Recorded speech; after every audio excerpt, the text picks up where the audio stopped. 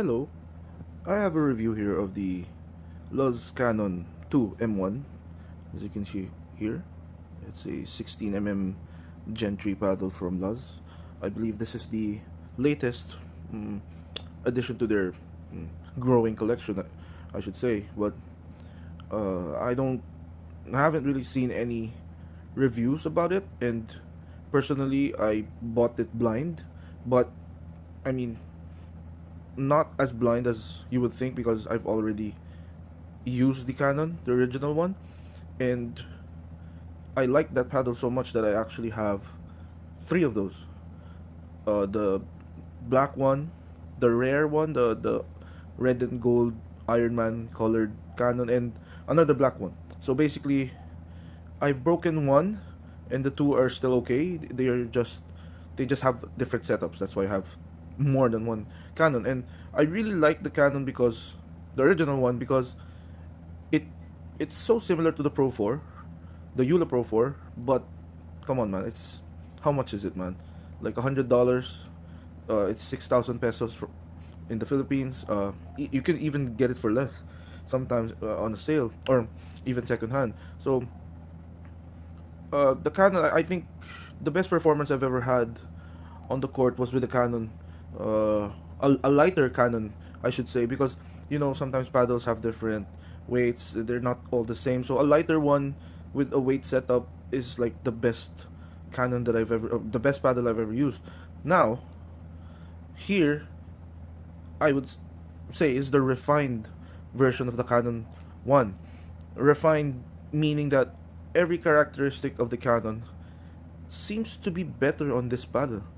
Like, okay, let's start from the outside, I guess, or let's just say the outside or the feel of it. Uh, there are internal weights on the inside that I think is 3 grams here and 3 grams there. So it could be a 1 gram per inch tungsten tape inside of this, right? They got rid of the carbon strips on the Canon one that go straight here and here. So in perspective or in the real world, that translates to less stiffness and more sweet spot. It's a softer version of the Canon, but with a larger sweet spot because of the weight and the removed carbon strip here. I'm not sure if that carbon strip was supposed to add weight.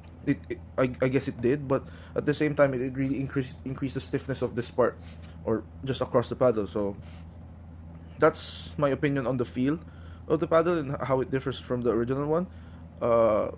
From the outside as well, we are looking at the grit. The grit is just 100. I wouldn't say 100, but it's so much better, like 100 times better. I'm gonna say 100 times better because there isn't even a debate. This could be one of the better grits out there. Like, you don't understand how good this is. I've played with this paddle a lot. I haven't cleaned this paddle once. Look, it looks brand new. No ball dust, no nothing. Nothing sticks to the paddle, but it's still rough. It's the same feeling I've had since I bought it. So whatever they said about the Luzz Glider 2026 having bad grit or it loses grit quickly, they must have fixed it here. When you look at it, it kind of shines like it looks white compared to another paddle, like let's say a Draco. The Draco is extremely gritty. It's actually, this is grittier than this, but I this is not advertised as durable grit. This is, so I'm not sure how that's gonna work out. But if you can see on camera, this is darker, and this is kind of glazed in a way. There's something here, and the Draco, I'm not really sure. This is not the first batch of Draco. This is a newer batch. I just got this. Gritty as well, but I clean this religiously just to keep it looking like that. But this, haven't even touched it. I don't even see anything. Like, look, there's nothing. No, nothing. So this seems to be like a textured Teflon surface, and in terms of spin, it's great. I don't have the numbers for you, but this is better than the Canon already in terms of spin. So now let's go inside the internals of the paddle. The internals of the paddle is, mm, I should say it's quite different from the Canon one. It's still a Gen 3 honeycomb paddle. It's a floating Gen 3. But the difference is that the TPU and the edge foam, it's kind of thicker, and the honeycomb is kind of smaller. And they say they used a different honeycomb this time, so it's much more durable. So they tested this for 10,000 hits, which is a lot. So it's very promising that this might not core crush easily. If that makes sense. Like I have core crush the first one, the Luzz Cannon one, and it crushed here in this part because the sweet spot of an elongated paddle is over here. So you hit that a lot and miss hits as well. This is the weakest point of the paddle because there's no carbon fiber reinforced strip there. The edge of the honeycomb is there, the foam, and so most Gen 3 paddles are gonna have this part as the weak part. So what else can I say about the core? There is much more dwell, pocketing, and a sort of trampoline effect with this paddle. Like, because when you when someone asks me which one is more powerful, I think the Canon one is still slightly powerful. But if you just look at raw power itself, because the Canon one is really stiff, so you can really generate more power, but it's not the same power as this. It's not controllable power. This has more control and power at the same time.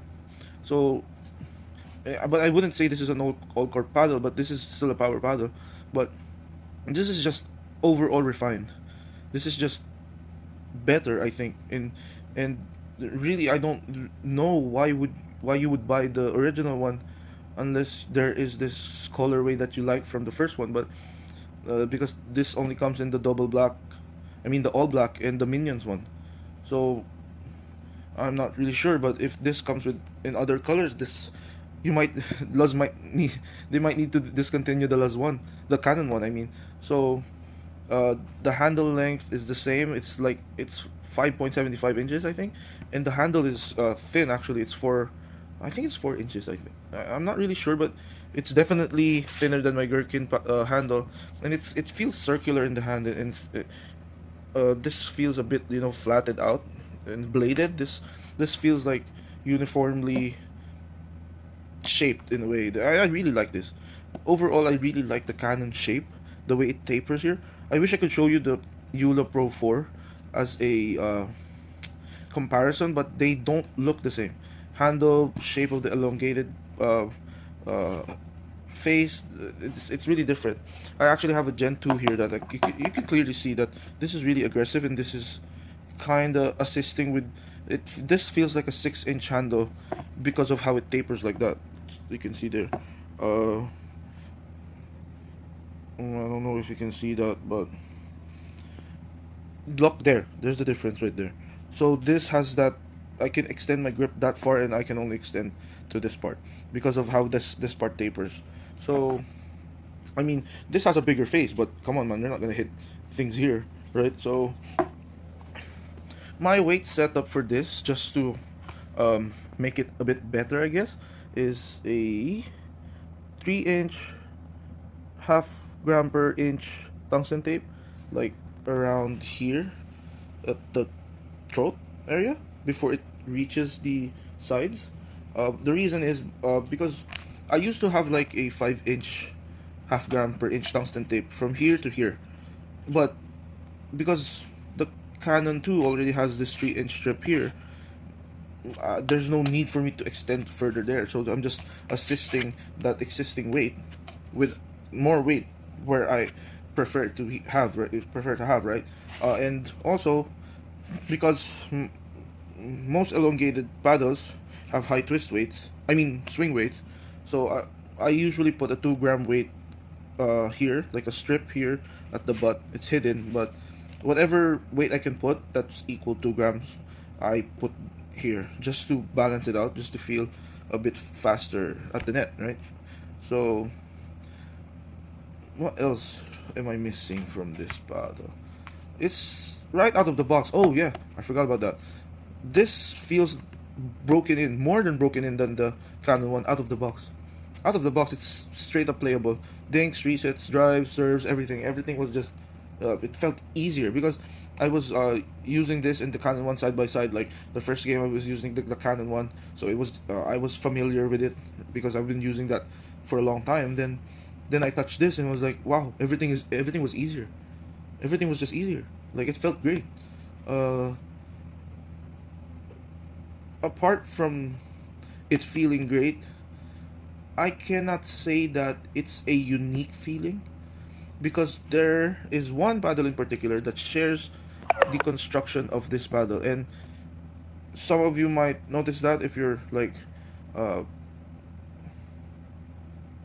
knowledgeable about tech. It's the Aspire, the Zocker Aspire signature. It's from a Vietnamese company. It shares the same core construction as this paddle. They might differ in some places, like how much weight they put here, what honeycomb they use here, what foam, what TPU, the thickness, but the principle is the same. I've actually used that paddle, uh, and all I can say is this: that paddle doesn't have this grit, and it's more expensive than this paddle, so there's no question about that. I'm not gonna buy that instead of this. This is my choice all day, every day. Like, if they play the same, because when I used that other the Zocker, it didn't have the weights here, so this played kinda better. But if I put the weights, the same amount of weights on that one, maybe they would play similar. But because this has like better grit, um, and the handle is different as well, kind of different. This is Luzz did great with this handle. All of their paddles have this handle, and it's a nice feeling handle, really.